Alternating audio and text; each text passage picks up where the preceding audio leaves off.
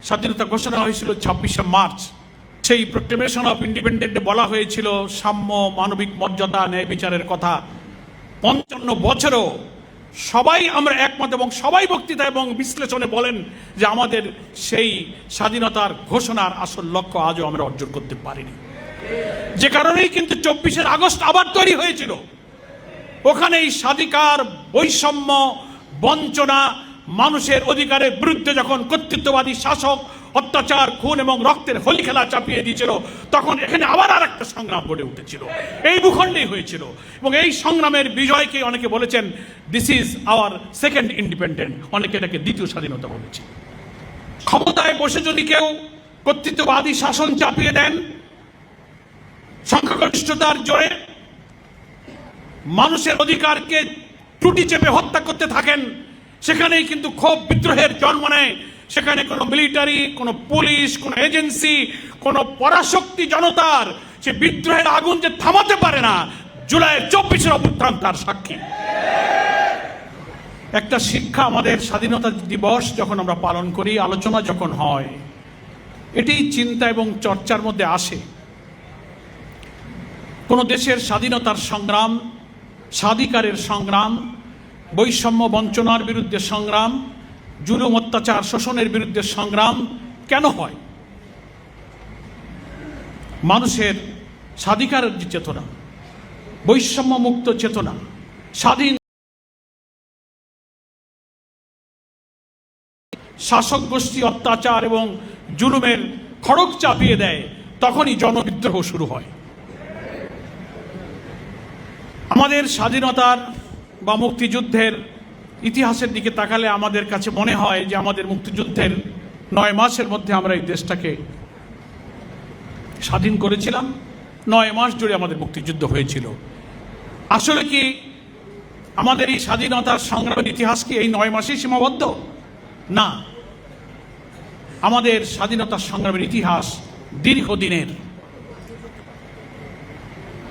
আমরা 3 বার এই ভূখণ্ডের মানুষ স্বাধীন হয়েছি, স্বাধীনতা সংগ্রাম করেছি।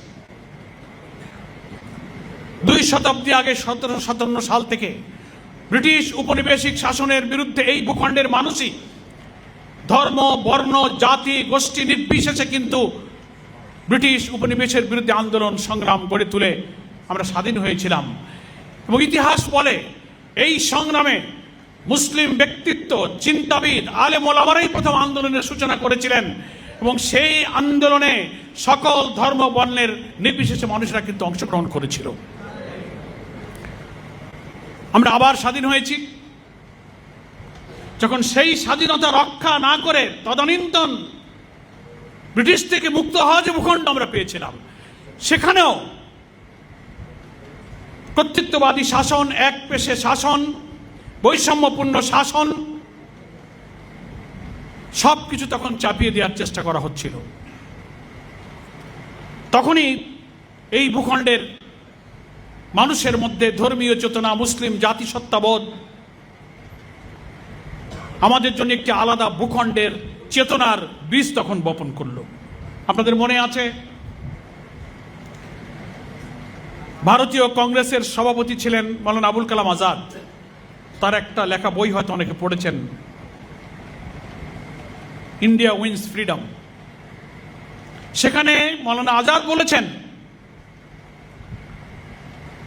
যে কংগ্রেসের বৈষম্যপূর্ণ শাসনের কারণেই এই ভূখণ্ডের মধ্যে মুসলিম জাতিসত্তার চেতনার বীজ তখনই বপন করা হয়েছে, যার ভিত্তিতে 2 নেশন থিওরির ভিত্তিতে আমরা আবার সেখান থেকে আলাদা হয়ে আরেকটি ভূখণ্ড পেলাম। এই ভূখণ্ডেই আমরা ছিলাম।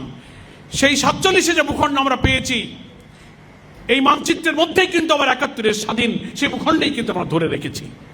তবুও কেন আবার 47-এর পর আর একটা স্বাধীনতার সংগ্রাম প্রয়োজন হলো? কারণ ওই ভূখণ্ডেও যারা শাসক ছিলেন, মানুষের অর্থনৈতিক মুক্তি, সামাজিক মুক্তি, তাদের অধিকার, স্বাধিকার, স্বাতন্ত্র্যবোধের বিরুদ্ধে বৈষম্য বঞ্চনা চাপিয়ে দেওয়ার কারণে এখানে আবার সেই ক্ষোভ বিক্ষোভ শুরু হয়েছিল। আমরা এই ভূখণ্ডেই আবার স্বাধীন হয়েছি। কিন্তু এই স্বাধীনতার ব্যাখ্যা অনেক বিশ্লেষকরা করেন এবং এটি বাস্তব। 47-এর পরে আমরা যে নতুন করে 71-এ যে স্বাধীনতা অর্জন করেছি,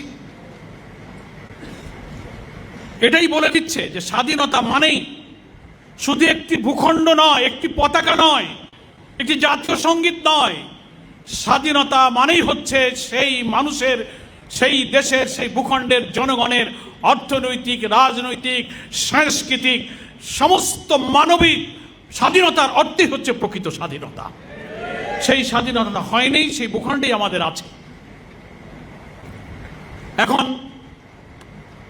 আমরা এই স্বাধীনতার যে ডিক্লারেশনটা হয়েছিল 1971 সালে 10ই এপ্রিল, স্বাধীনতা ঘোষণা হয়েছিল 26শে মার্চ।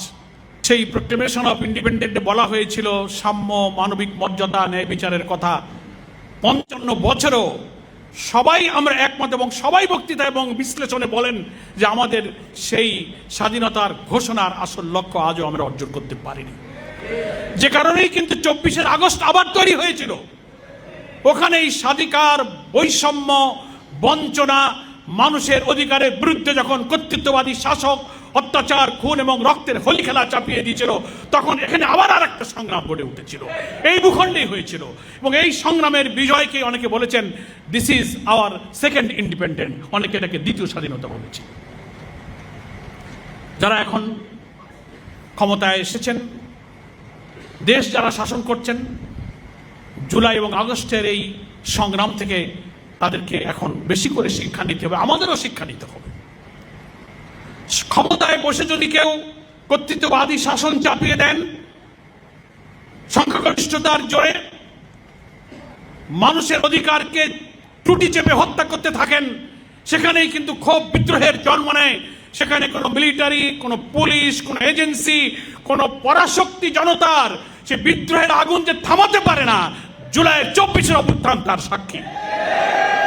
এখনো সময় আছে। নতুন সরকারের পার্লামেন্টের প্রথম অধিবেশন শুরু হয়েছে। আমরা যে বার্তা পাচ্ছি সেটা জাতির জন্য সুখকর নয়। সহস্রাধিক শহীদের রক্ত দিয়ে 24-25 হাজার মানুষের রক্তাক্ত, আহত, ক্ষতবিক্ষত চোখের পানির বিনিময়ে আমরা যে জুলাই সনদ অর্জন করেছিলাম, বিদ্যমান রাষ্ট্র কাঠামো পরিবর্তন করে একটা নতুন বৈষম্যহীন সমাজ, যেখানে দুর্নীতি থাকবে না, দলীয়করণ থাকবে না, কর্তৃত্ববাদী শাসন থাকবে না। এখন ক্ষমতাসীন শাসকরা যেভাবে কথা বলছেন, তারা 180 ডিগ্রি এখন পেছনের দিকে রিটার্ন করে ফেলেছেন। তারা বলেন না আমরা এসব ব্যাপারে সমঝোতা হয়নি। এর আগে অনেক সম্মানিত আলোচকবৃন্দ বলেছেন জুলাই সনদে ফ্যাসিবাদ বিরোধী আন্দোলনের সংগ্রামে আমরা যারা ছিলাম সবাই তোমরা স্বাক্ষর করেছি। এখন সেগুলোর সব বাস্তবায়ন হবে না। অঙ্গীকারের মধ্যে পরিষ্কার বলা আছে, স্বাক্ষরকারী দলগুলো আমরা অঙ্গীকার করেছিলাম জুলাই সনদের প্রত্যেকটি বিষয়কে পূর্ণরূপে আমরা বাস্তবায়ন করব। এখন নানান সংবিধানের অজুহাত, এটা নিয়ে সময় আমরা ব্যয় করব না, নেতৃবৃন্দ বক্তব্য রাখবেন। সংবিধানের অজুহাত দিতে লাগলে জাতি এখন হাসে, তখন পেছনের কথা, ইউনূস সাহেব কোন সংবিধান, পার্লামেন্ট কোন সংবিধান, আপনারা কোন সংবিধান, গণভোট কোন সংবিধান, কত প্রশ্ন ওঠে না।